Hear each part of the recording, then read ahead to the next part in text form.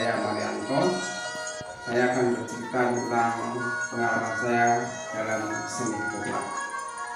Saya sejak kecil, sejak SD, selalu mendengarkan ketoprak, khususnya ketoprak RRI dan Serta Madaram, karena saat itu adalah satu-satunya hiburan adalah radio, televisi belum ada pada waktu itu di kampung. Nah, setelah saya SMP, ada mahasiswa yang mengadakan KKN di kampung saya dengan melakukan ketoprak, salah satunya saya ikut bergabung, kurang lebih hampir selama 2 kali. Kalau tidak salah waktu itu ceritanya lah Bandung Bondowoso. Setelah para mahasiswa tersebut kembali ke kota, ke Jogja, otomatis ketoprak tersebut bubar. Maka saya bergabung dengan ketoprak yang sudah ada sebelumnya, yaitu ketoprak yang anggotanya sudah dewasa. Pada waktu itu saya berperan sebagai prajurit, tukang perang dan lain sebagainya. Kecintaan saya terhadap ketoprak tidak berhenti pada saat di SMP. Saya melanjutkan di SPG.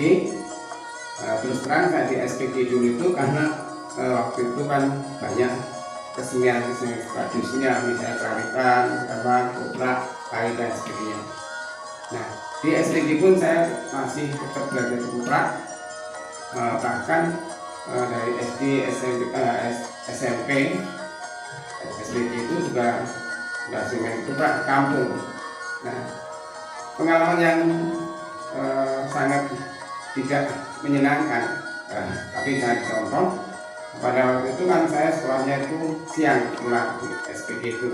Nah, karena pada waktu itu kan orang hajatan itu tidak hanya pada Sabtu Minggu, pada hari-hari kerja pun kadang-kadang kalau ada pentas ketoprak di kampung saya, yang mohon maaf kepada Bapak Ibu guru SPG, saya dulu bolos karena setelah jam istirahat jam 3, nah, saya izin pulang ke kampung, ke Panggang, karena jarak dari Wonosari ke Panggang itu kan angkot zaman dulu masih susah.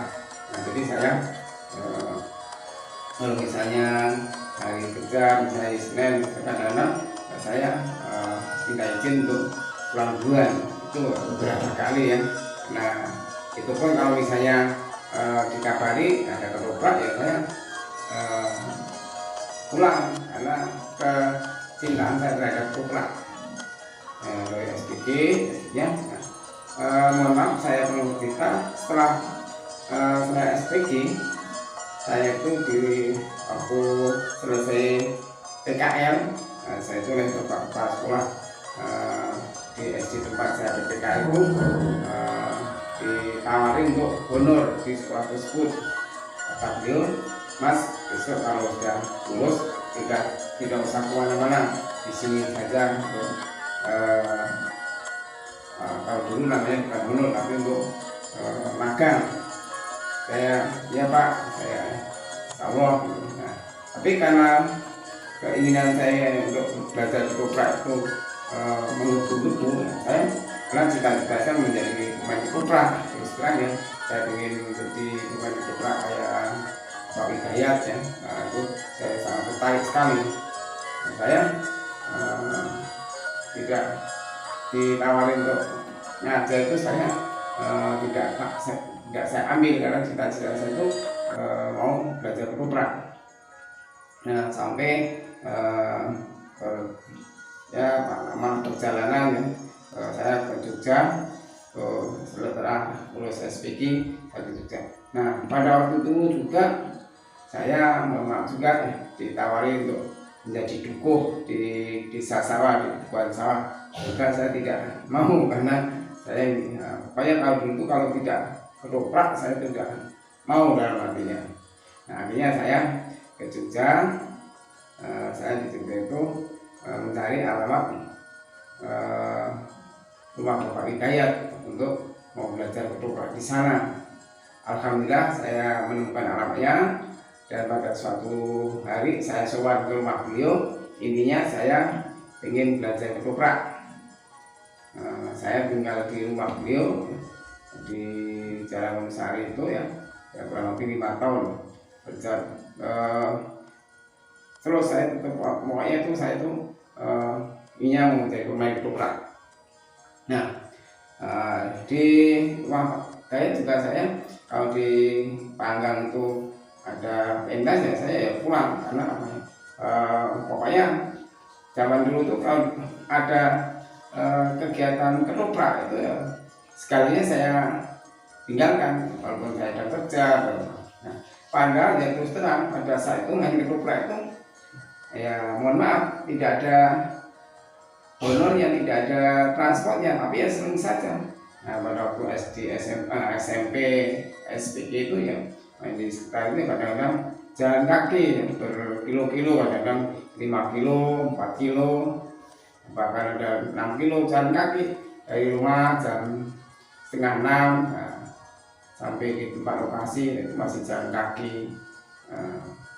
Pakaian juga seadanya, belum kayak sekarang, make up juga seadanya, tapi karena kecintaan saya terhadap ketoprak ya saya tidak mengeluh walaupun jalan kaki berkilo-kilo ya tidak. Apalagi di itu kan kadang-kadang dulu yang paling senang itu kalau ada istilahnya di pemain kalau sekarang namanya gabungan, kalau zaman dulu main jemputan. Nah, misalnya di grup saya itu kan kadang-kadang yang diambil hanya beberapa pemain, nanti gabung dengan grup lain, misalnya yang dari grup Gilkarto atau Gilmulyo dan sebagainya. Itu ya kalau diajak itu senang sekali, walaupun ya kadang-kadang perannya juga tidak jadi role, tapi sudah merupakan kebanggaan sendiri bisa bermain dengan grup-grup lain. Nah, singkat cerita saya di rumah Pak Bida itu pokoknya saya itu mau belajar ketoprak, tapi oleh beliau disarankan kalau main ketoprak, jadi pemain ketoprak zaman sekarang kan sudah tidak kayak zaman dulu, artinya tanggapan juga sudah jarang dan sebagainya. Nah, saya berkat kebaikan hati Bapak Hidayat dan Ibu Masika, saya dikuliahkan di PGSD di Jogja. Alhamdulillah selesai. Selesai dari ini saya juga mengamal di Jogja ya, berkali-kali tidak diterima, malah jadi guru. Nah, saya mencoba untuk merantau di ibu kota. Nah, di ibu kota pun saya juga kesenangan hobi saya main ketoprak saya tetap saya jalankan. Nah, saya waktu itu sempat bergabung di Anjungan Taman Mini, Anjungan di Jakarta. Pada waktu itu yang memimpin adalah Pak Muhdi dari Grogol. Saya ikut bergabung dari tahun 1997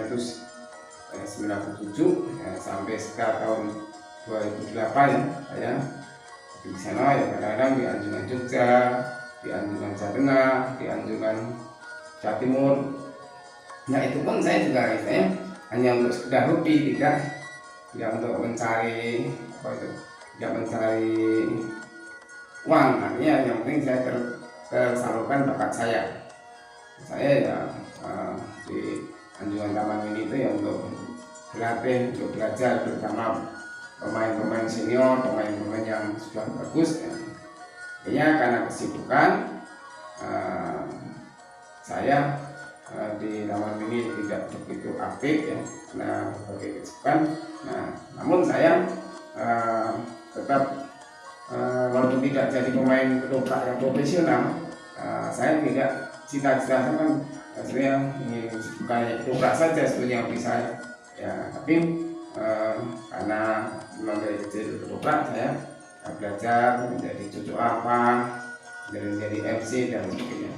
Terus terang kalau misalnya ada kerjaan ya, misalnya antara cucu lampa dan ketoprak atau MC ya sama-sama ini saya kalau misalnya waktunya tidak bersamaan saya lebih baik saya melakukan main ketoprak, walaupun saya tidak dapat transport, tapi karena kecintaan saya kepada ketoprak ya, saya tetap